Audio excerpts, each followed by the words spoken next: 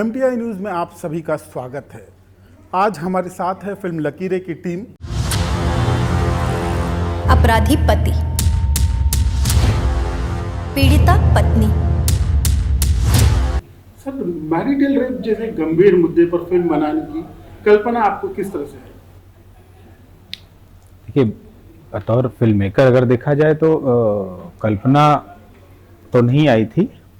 हाँ, बस एक ऐसा मुद्दा आया जो कि हमें मीडिया के थ्रू ही पता लगा। आप चूंकि मीडिया पर्सन है तो मीडिया के थ्रू ही हमें पता लगा कि ठीक है, ये मुद्दा होता है समाज में, सब कुछ ऐसा नहीं। लेकिन हाँ, जैसे कुछ सालों पहले हम इसके लिए बोल नहीं सकते थे, बात नहीं कर सकते थे, या शायद कोर्ट में भी इसकी कोई सुगबुगाहट नहीं थी, कोई चर्चा नहीं थी। लेकिन जब मैरिटल रेप की चर्चा इधर कुछ ज़्यादा हुई तो ऐसा पता लगा कि नहीं, हाँ ठीक है, इस मुद्दे पे देखा जाए कि क्या मामला है। तो हम लोगों ने फिर देखा तो वाकई में धीरे धीरे कुछ थोड़ी सी आग सी सुलग रही थी। तो चूँकि सिनेमा मेकर या कोई भी लेखक या कोई भी कृतिकार जो कुछ करना चाहता है तो वो समाज में कुछ ऐसे विषय को उठाता है जो लोगों को कुछ बताए। तो हमने एक प्रयास किया, सोचा कि ठीक है, एक इस सब्जेक्ट पे हम लोग काम करते हैं और लोगों को सेंसिटाइज अगर ये करेगा और कुछ वर्क कर गया तो बहुत अच्छी बात है। तो फिर उसके लिए काम किया गया और आज वो एक फिल्म के रूप में आपके सामने है, तो अच्छा लग रहा है।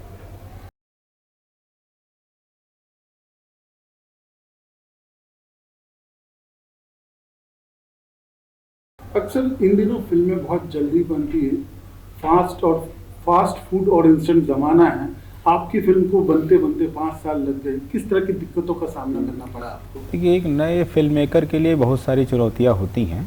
तो उन चुनौतियों से आमतौर पे क्या होता है कि बहुत सारी फिल्में पहले ही फंड कर दी जाती हैं कि ठीक है भाई, ये फिल्म है, इसका एक बजट है, इतना इस पर एक्सपेंस होना है। थोड़ा बहुत ओवर बजट भी हुई तो वो फिल्में बन जाया करती हैं। बट अपने साथ तो ऐसा कुछ था नहीं। हाँ, कुछ लोगों का एक अच्छा सहयोग है और जो हमारे प्रोड्यूसर्स हैं उनका सहयोग है। तो उनकी वजह से ये फिल्म कंप्लीट हुई और बनी। बीच में कई तरह के संघर्ष, इसमें सबसे बड़ा संघर्ष था कोरोना का। एक जो 2-2.5 साल का और 3 साल का एक ऐसा पीरियड था जिसमें मतलब पूरे वैश्विक स्तर की एक समस्या आ गई थी। तो उस समस्या ने इसको और लंबा कर दिया, लगभग 2-3 साल। फिर बाद में हमें एक नए सहयोग, नए तरह के लोगों की ज़रूरत पड़ी और हमने फिर इस फिल्म को कंप्लीट किया। और भी बहुत सारी ऐसी, जो आप फिल्म बनाते हैं तो बहुत सारी ऐसी चुनौतियां आती हैं। जैसे इसमें हमें एक एक्टर की भी चुनौती आई, जिसमें हमने फीमेल लॉयर की, जिसको विदिता बाग ने बड़े अच्छे से प्ले किया। शायद वो हमें बदलना पड़ा, इस तरह का भी रहा, क्योंकि जिन अभिनेत्री को हमने लिया था शायद उनके लिए कैरेक्टर बड़ा चुनौतीपूर्ण था। भाषाई तौर पर आशुतोष राणा के सामने खड़ा होना, तो वो वहाँ पे फेल कर गए। मैं नाम नहीं लेना चाहूँगा किसी का। तो वो भी एक वजह थी जिसकी वजह से हमें शेड्यूल शिफ्ट करना पड़ा। उसके बाद हमारा विंटर थोड़ा दूर में था, हमें तैयारियां करनी थी, क्योंकि ये इस तरह का रियलिस्टिक सिनेमा अगर आप करने जाएं तो उनमें पीरियड भी देखना होता है, लुक भी देखना, तमाम सारी चुनौतियां थी उसके साथ में, जिसको अगर जज करना है तो आपको सब सही दिखाना होगा। पाठक साहब, एक वक्त था जब महिलाओं को कमजोर समझा जाता था, कहीं ना कहीं बेचारी समझा जाता था। वक्त, हालात अब बिल्कुल जुदा है, अलग है।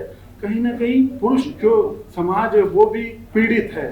498 या इस तरह के कई कानून आने के बाद से महिलाओं ने उसका दुरुपयोग किया है और कहीं ना कहीं पुरुष भी बहुत पीड़ित है इस समाज में। इस वक्त पे आपको लगता है इस तरह की फिल्में जरूरी है?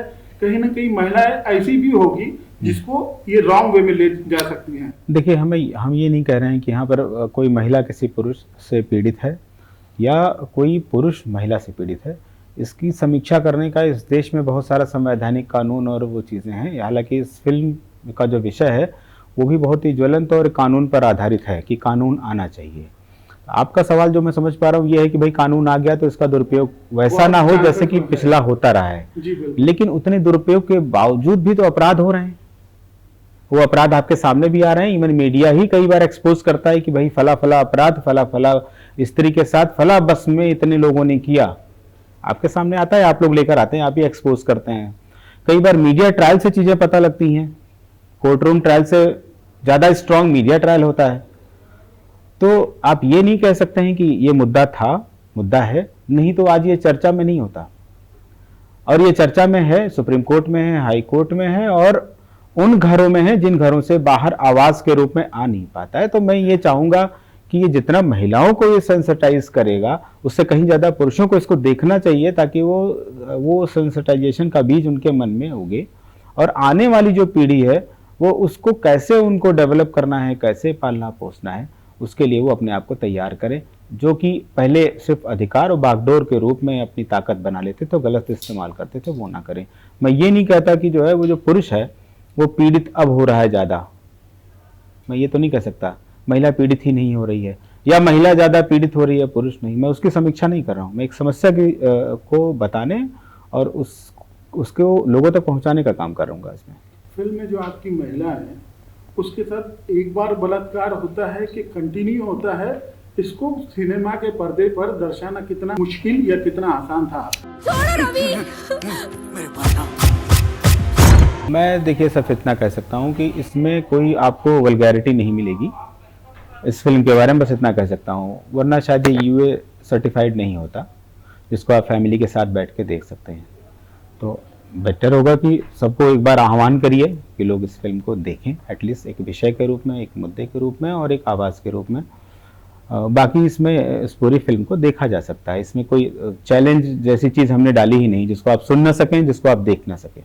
शुक्ला जी, जब आपके पास इस रोल के लिए अप्रोच किया गया तो आपके दिमाग में क्या चल रहा था? इस तरह के गंभीर मुद्दे पर अगर फिल्म बनेगी, लोग चर्चा करेंगे, कहीं ना कहीं आप भी इस फिल्म से जुड़े हैं, तो आपको लगता है कि आम मानुष, आम इंसान, आम नागरिक इस तरह के सब्जेक्ट को कितना रिलेट कर पाएगा? अगर इस तरह का हादसा किसी महिला के साथ होता है तो क्या उसकी शादीशुदा जिंदगी कंटिन्यू रह पाएगी? आपका क्या मानना है? देखिए, सबसे पहले तो मैं ये बोलूँगा कि आपने बोला कि जब आपको ये काम मिला, ये लगभग 5 साल पहले की बात है सर। मैं मुंबई में था और मैं काम की तलाश में था, ठीक है। मेरे पास हमारे एक लखनऊ के मित्र हैं प्रवीण चंद्रा जी, उनका फ़ोन आया कि हमारे लखनऊ के ही हैं, दुर्गेश भाई हैं, एक फिल्म बना रहे हैं, उनसे मीटिंग। मेरे लिए खुशी की बात थी, मैं काम की तलाश में भटक रहा था और बस मैं खुश था और मेरी मीटिंग थी। और मुझे बस उस दिन याद है कि बारिश बहुत हो रही थी, आपसे कहीं मीटिंग थी और इतना इतना पानी था। मैं फिर भी इतने पानी में मैं घुस के मीटिंग करने गया कि कहीं काम ना हाथ से चला जाए। देखो, जो सही है वो वक्त वही था कि हम काम की तलाश में थे और हमें काम की ज़रूरत थी और मेरे फ़ोन आया कि मीटिंग हुई। फिर मीटिंग हुई, मैं वापस भी जा सकता था लेकिन मैंने कहा नहीं, मैं पानी में घुस के जाऊंगा। मीटिंग किया। अब जब काम डन हो गया, फिर दुर्गेश भाई ने मुझे एक थोड़ी सी समरी बताई कि ऐसी ऐसी फिल्म है, ऐसा ऐसा सब्जेक्ट है और इस फिल्म के राइटर ये हैं और आपका ये किरदार ऐसा है। मुझे अच्छा लगा। मैं हर स्क्रिप्ट को, हर रोल को लगभग सेम भाव से स्वीकार करता हूँ। ऐसा कुछ नहीं है कि मैंने इस प्रोजेक्ट को अलग भाव से स्वीकारा, उसको अलग भाव से स्वीकारा। ये हमारे 6-7 साल के जो रंगमंच की हमारी ट्रेनिंग हुई, देन हमारी पूना फिल्म इंस्टीट्यूट में जो हमारी ट्रेनिंग हुई, उसमें लगभग ऐसे ही बातें सिखाई गई हैं कि कोई रोल अभिनय को भाव से करें, उस भाव से, समर्पण से करें, समर्पण से करिए, आप कोशिश करिए। तो मुझे अच्छा लगा कि दिलीप जी हैं, काफ़ी अच्छे राइटर हैं, मैंने उनके बारे में और डिटेल में मैंने गूगल में जाके पढ़ा, इनके बारे में पढ़ा। प्रवीण चंद्रा जिन्होंने मुझे फ़ोन किया, उनको मैं लखनऊ से बहुत सालों से मैं जानता था। बस ठीक था, मैं ईमानदारी से जुड़ गया उस प्रोजेक्ट में, खुशी से। अब और जितना मैं शिद्दत से काम कर सकता था मैंने किया, ईमानदारी से किया। अब तीसरा जो आपका पॉइंट है कि इसका क्या, तीसरा क्या है कि समाज में क्या असर पड़ेगा। देखो, इसके पहले भी बोला था कि जो रेप जैसा जो शब्द है, रेप या बलात्कार, लगभग ऐसा ये शब्द है, ऐसा ये विषय है कि अब तो गांव-गांव में छोटे छोटे बच्चों को भी इस बात थोड़ा थोड़ा अंदाजा होने लगा कि ये क्या चीज़ हो सकती है, रेप क्या है, बलात्कार क्या है। लेकिन मैरिटल रेप क्या है, वैवाहिक बलात्कार क्या है, ये विषय अभी लोगों की जागरूकता में नहीं है, उतना नहीं है। आप ध्यान से पढ़ेंगे वैवाहिक बलात्कार के बारे में कि किस तरह कोर्ट में धारा 375 रेप क्या है उसके बारे में, क्या धारा 376 में है, क्या क्या रेप के कानून है। लेकिन ये मैरिटल रेप के बारे में जब आप डिटेल में पढ़ेंगे तो ये है एक बड़ा संवेदनशील मुद्दा है, और बड़ा ऐसा मुद्दा है जिसके बारे में अभी हमारे समाज में उतनी जागरूकता नहीं है। शादी एक बहुत ही खूबसूरत सिस्टम है हमारे समाज का। शादी के बाद चीज़ें बनती हैं, पति पत्नी में संबंध होते हैं, बच्चे होते हैं, परिवार बनता है, समाज बनता है। लेकिन ये जो मैरिटल रेप की बात कर रही है, ये हो सकता है जो व्यक्ति कर रहा है, जो पुरुष कर रहा है, उसको अंदाजा ही नहीं वो क्या कर रहा है, क्योंकि वो हो सकता है उसमें उसको लगता है अधिकार है, हमारा अधिकार है, ये तो नेचुरल सी चीज़ें हैं, मेरा तो हक है, ये चीज़ें हैं शादी के बाद जो रूल्स हैं। लेकिन ये कब डिस्टर्बिंग हो जाता है एक महिला के लिए, कब परेशानी का सबक बन जाता है, यही एक जो फाइन लाइन है, एक गहरी लाइन है, मुझे लगता है जो फिल्म लकीर है, ये जो लकीर है ये आपको डिफाइन करती है कि ये जो फाइन लाइन है, जो लाइन है, ये बहुत ही खूबसूरती से ये फिल्म दिखाती है। बहुत अच्छे से लिखी गई है, बहुत अच्छे से डायरेक्ट की है, बहुत खूबसूरती से पूरी टीम ने बनाया है। तो मुझे लगता है इस फिल्म को अगर सब ने मेहनत से, अगर आप सब लोगों का सहयोग रहा, पूरी मीडिया का, सबका, दर्शकों का, सबका ये पहुँचे, ज़्यादा से ज़्यादा पहुँचे, तो एक तो पूरी टीम की बात होती है, हम सब लोग मेहनत से बहुत काम करते हैं। मैं भी फिल्म इंस्टीट्यूट का स्टूडेंट रहा हूँ, मैं भी इस बात को बहुत गहराई से समझता हूँ कि किस तरह फिल्म बनती हैं, कितनी मुश्किल उससे बनती हैं। तो फिल्में जो बनती हैं उनका बनना बड़ी मुश्किल से बनती हैं, फिर रिलीज़ कैसे होती हैं, फिर बन जाए, तो ये बड़ी खुशी की बात है। मैं बहुत खुश हूँ कि ये फिल्म रिलीज़ के दौर पे है। अगर ये फिल्म रिलीज़ हुई और लोगों ने देखा तो वो फाइन लाइन समझेंगे कि शादी, प्रेम, मेकिंग और ये जो रेप या बलात्कार की जो चीज़ें हैं, बारीक चीज़ों को समझ में आएगी उनको। पाठक साहब, आपके हिसाब से मैरिटल रेप क्या होता है? देखिए, मैरिटल रेप का मैं तो कोई ऐसा जज की तरह तो नहीं कह सकता कि ये होता है, ये नहीं होता है, लेकिन एक वैवाहिक बलात्कार एक शब्द है, अगर हिंदी में भावार्थ करें तो वैवाहिक बलात्कार है। अब बलात्कार ही है, वैवाहिक एक वर्ड है कि भाई शादीशुदा है, तो अगर आप उसके कंसेंट के अलावा उसके मानसिक हालत, उसके शारीरिक हालत और उसकी इच्छा और उसके व्यवहार का ध्यान नहीं रखते हैं, तो वो एक तरीके से अनैच्छिक रूप से ज़बरदस्ती कुछ भी करिए तो ख़राब है। जैसे हम ज़बरदस्ती करें, आपको पकड़ के बैठा लें कि नहीं साहब बैठिए और हमारा इंटरव्यू करके जाइए, शायद उतनी बात आप एज ए मीडिया पर्सन बर्दाश्त नहीं करेंगे। एक पत्नी उस चीज़ को कितनी बार बर्दाश्त करेगी, यही एक बात है। और दूसरी बात यह है कि आपको ऐसा नहीं है कि किसी ऐसी चीज़ पे आपका राइट हो गया, कोई वस्तु है, अब ये पॉट है उठा के वहाँ रख दीजिए, लेकिन ये कि अब ऐसा थोड़ी नहीं कह सकते हैं कि जैसे सहर्ष भाई ने अपनी पत्नी से पानी मांगा तो उन्होंने बड़े अच्छे से स्वीकार किया, उन्होंने अपने हाथे से ला के प्यार से दिया। ये कहते नहीं तुम्हें पानी देना ही है, तो एक भाव की बात होती है, उस भाव से अलग नहीं जाना चाहिए। एक दूसरे के सम्मान को ध्यान में रखना चाहिए। उसके सम्मान की जब आप सुरक्षा करेंगे ना, तो आपको खुद ब खुद वो सम्मान मिलता है, वो किसी रूप में हो, वो किसी रूप में हो।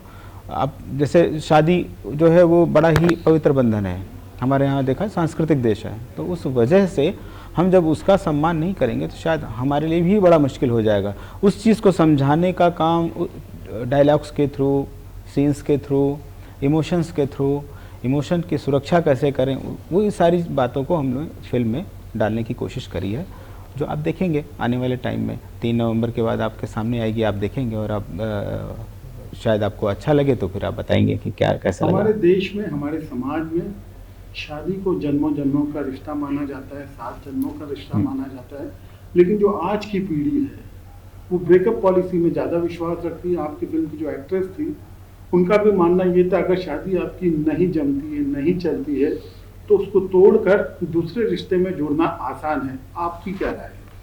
नहीं, मेरी तो ऐसी कोई राय नहीं कि आप रिश्ता तोड़ते रहिए, रिश्ता जोड़ते रहिए।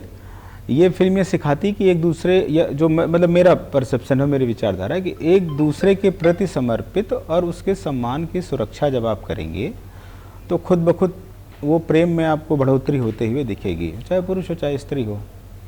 हम कहाँ पे ऐसा नहीं कर पाते हैं। वो जैसे भी सहर्ष ने बहुत ही बड़ी बात बोल दी, आपको मैं बताऊं, उन्होंने कहा ना कि कई बार हम जान नहीं पाते हैं कि हम क्या कर रहे हैं, है ना।